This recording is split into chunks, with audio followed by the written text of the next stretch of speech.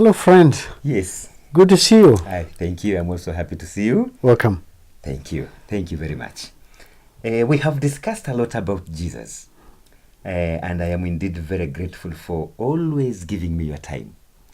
And even today. But I still have difficulties believing that Jesus is the Messiah and not just a prophet. Well, first of all, we may need to clarify that the name Messiah or the title Messiah and Christ are one and the same thing. Only that the name Messiah has a Hebrew or Jewish origin, while the name the Christ or Christ has a Greek origin. But they all mean the same thing. They mean the promised one. They mean the anointed one. The promised one because God promised the coming of the Savior or the Messiah since the fall of man in Genesis 3. And the anointed one because then Jesus was to be the anointed Savior, Judge, and everlasting King. But they mean the same. So when we talk of either the Messiah or the Christ, it's just the same thing. Yeah. But then now you are finding it hard to believe that Jesus is the Messiah. Why is this so? You see, there are a number of reasons here.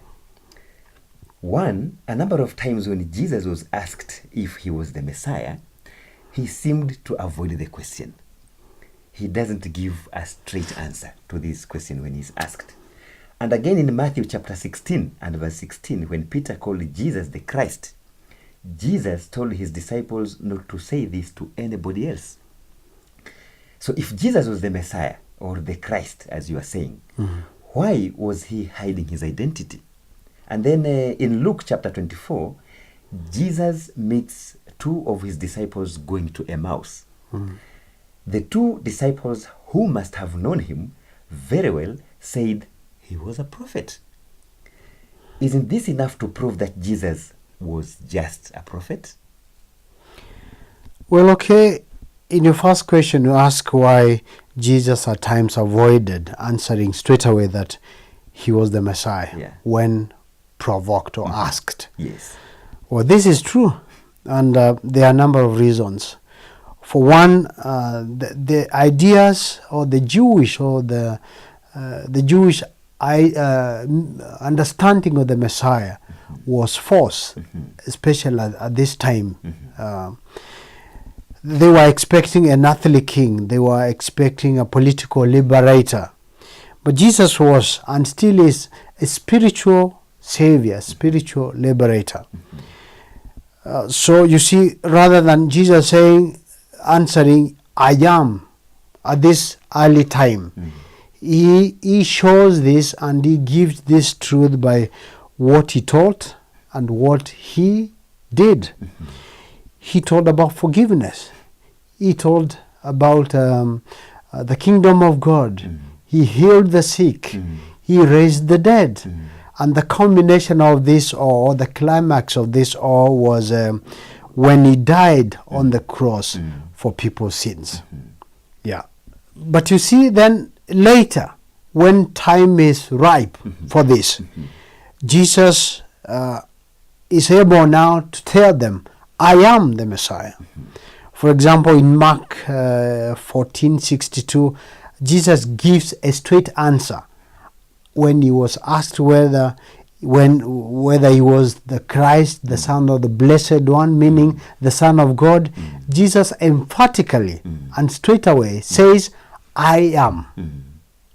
But this was when time was ready to declare that he was the Messiah or the Christ. In Matthew chapter 16 and verse 20, we get something very interesting here. Why did Jesus tell his disciples not to tell to the public that he was the Messiah? Because it's like he was telling his disciples not to tell it to the public. Yeah.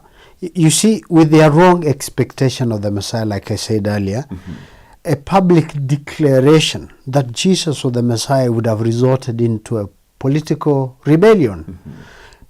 It's like, then if you are the Messiah, then why aren't you doing what we expect you to do? why aren't you fighting the Romans? This would have been the questions asked by the people who now see the Messiah, but he is not fulfilling what they expect of him. And Jesus would not have a time to build the foundation he needed, the foundation about teaching about the kingdom, teaching about forgiveness. So he delays this until it is the right time to do so. So he says, don't tell this to the public, because it was not time yet. He wanted to do some groundwork before this is pronounced publicly. Yeah. Okay, how about now the testimony we find in the book of Luke chapter 24 and verse 19 by his two disciples going to Emmaus, who call him a prophet, because they actually called him a prophet. Yeah. Actually, it's just the same answer. Yeah. These two disciples were not among the inner 12. And you may even see that even at this time, the inner 12 disciples, or the first 12 disciples, not everybody understood everything Jesus taught about his mission. So you are saying they were not within the inner 12? Yeah, these two, Cleopas and his friend, they were not part of the inner 12. Okay. So what is happening, they are like the other Jews. They are expecting that, he would liberate them politically. And you find that in verse 21 of the same passage you refer to, where they say, we had hoped that he was the one to redeem Israel. See, they are disappointed. He is dead now. So who will redeem us? We expect this to be a liberator, but now he is dead. And Jesus takes time to explain to them what really the mission of the Messiah is, taking them from the Old Testament, the time of Moses, all through his own time, and that he had to die to fulfill the mission of the Messiah. So that is the time sort of their spiritual eyes open up, they lighten up, and sure, now we understand. And they go back to Israel, to Jerusalem, to tell all this to his other disciples. So you see, Jesus has other titles. He is called the prophet. And you're right when you call him a prophet, but he's more than a prophet. He is also called a high priest, but he's not just a high priest, he's more. And the title that explains the mission of Jesus Christ the best is him being the Messiah, him being the Christ. And this is because these two titles explain and give us the meaning of his mission, which is basically to reconcile us to God through his death. And this is exactly what Jesus came to do, and it is exactly what he did. Okay. Yeah. Help me here, please.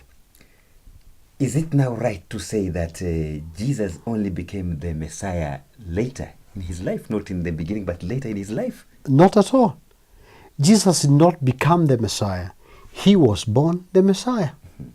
He didn't pick that later in time. He was prophesied as the coming Messiah, the coming Christ, the anointed one. He was born one.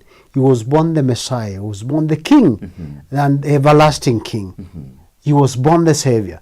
But it took time to explain this to his followers to be able to understand. So in other words, then, in conclusion, Jesus may have other titles, prophet, he may be called the high priest, but then there's nothing that explains this better than his title, the Messiah, the Christ. This is simply because these two titles give us the meaning of his mission. His biggest mission was not just to feed people or to heal people, but to die for sinners, to be the Savior of the world. And this is exactly what Jesus did. Thank you very much for shedding more light in these issues, because they are always disturbing me every time and again. But I'm happy that as you explain, then I'm getting some insights out of this. You're most welcome. Thank you. Please do come again. Thank you very much.